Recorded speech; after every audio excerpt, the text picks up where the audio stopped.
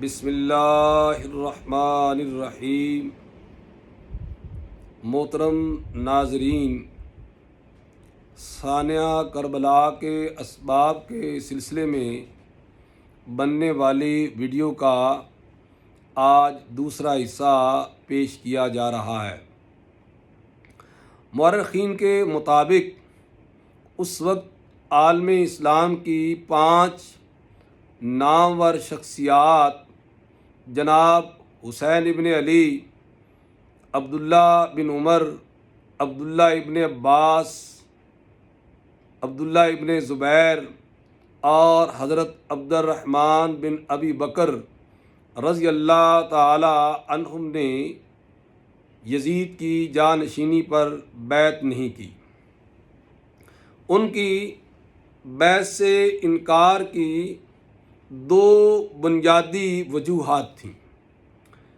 پہلی وجہ، اور جو سب سے بڑی وجہ تھی، کہ یہ حضرات خلافت اسلامیہ کو خلافت نبوت سمجھتے تھے۔ ان کے نزدیک اس منصب میں وراثت کا عمل دخل نہ تھا۔ وہ چاہتے تھے کہ خلیفہ کا تقرر عمومی رائے سے ہونا چاہیے۔ دوسری بات یہ تھی کہ وہ یزید کو ذاتی حالات کے پیش نظر پورے عالم اسلام کا خلیفہ ماننے کے لیے تیار نہ تھے۔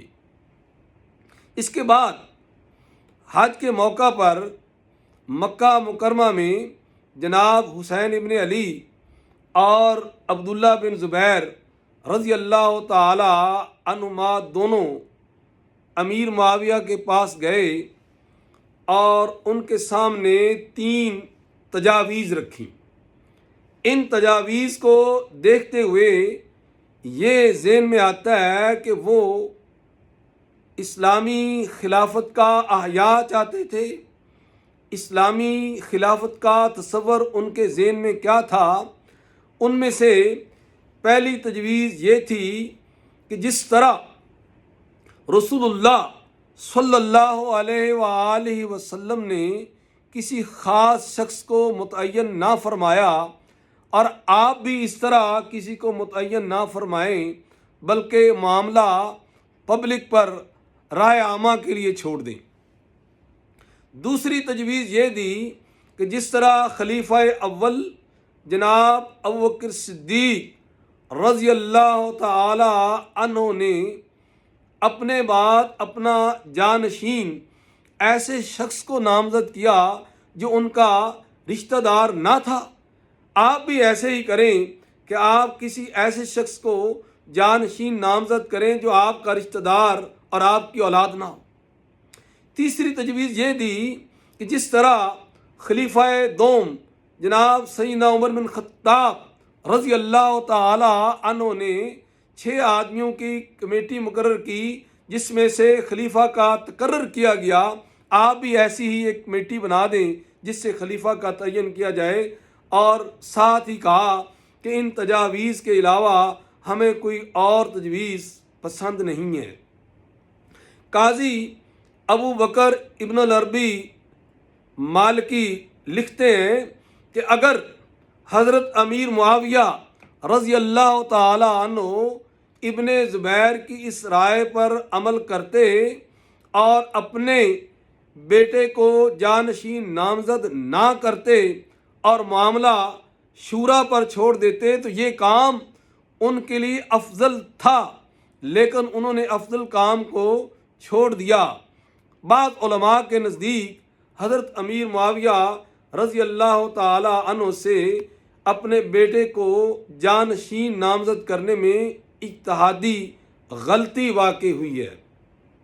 محترم ناظرین، حضرت امیر معاویہ رضی اللہ تعالی عنہ کے دور حیات میں یزید کی جانشینی کا یہ معاملہ اسی طرح رہا، اور ان جید صحابہ کرام نے یزید کی بیعت نہیں کی۔ اسی دوران ان 5 ہستیوں میں سے حضرت عبد الرحمن بن ابی بکر رضی اللہ تعالی عنہ سن 53 ہجری میں وفات پر گئے، اور انہوں نے اپنی زندگی میں یزید کی بیعت نہیں کی تھی۔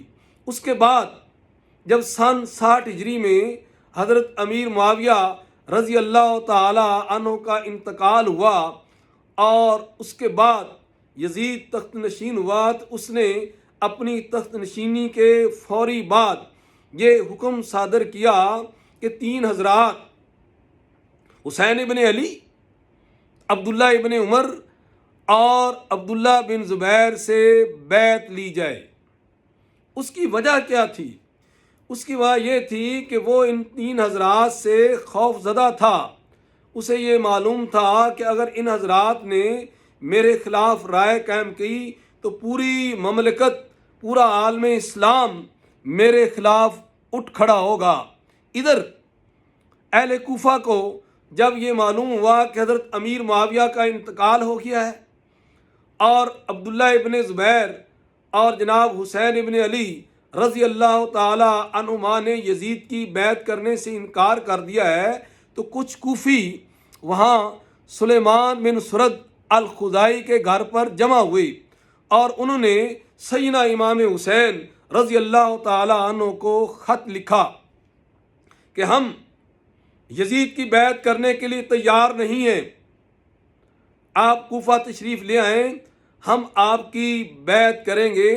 اور یہ خطوط کا سلسلہ کہا جاتا ہے کہ 150 یا اس سے زیادہ اس کی تعداد ہو گئی، اور اس کے ساتھ ساتھ کوفیوں کے کچھ وفود جناب امام عالی مقام رضی اللہ تعالی عنہ کو بنفس نفیس ملے اور انہیں کوفہ آنے کی دعوت دی۔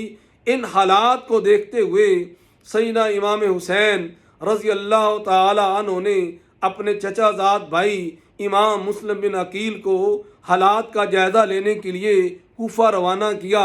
جب وہ کوفہ گئے تو وہاں چند ہی دنوں میں 18,000 کوفیوں نے حضرت امام حسین رضی اللہ تعالی عنہ کی بیعت حضرت امام مسلم بن عقیل کے ہاتھ پر کر لی۔ اس سے حضرت امام مسلم بن عقیل کو اطمینان ہو گیا۔ انہوں نے یہ سوچا کہ کوفہ کے بیعت کرنے سے پورا عراق حضرت امام حسین کی بیعت کر لے گا، اور پھر اہل حجاز یعنی مکہ مکرمہ اور مدینہ منورہ کے لوگ پہلے ہی ان کے ہم نوا اور ہم خیال ہیں۔ اس طرح اسلامی خلافت قائم ہو جائے گی اور یزید سے نجات مل جائے گی۔ ان حالات میں کوفہ آنے کی دعوت دی۔ ادھر انہوں نے حضرت امام حسین کو خط لکھ دیا، اور ادھر کوفہ کے نئے یزیدی گورنر ابن زیاد نے امام مسلم بن عقیل رضی اللہ تعالی عنہ کو شہید کر دیا۔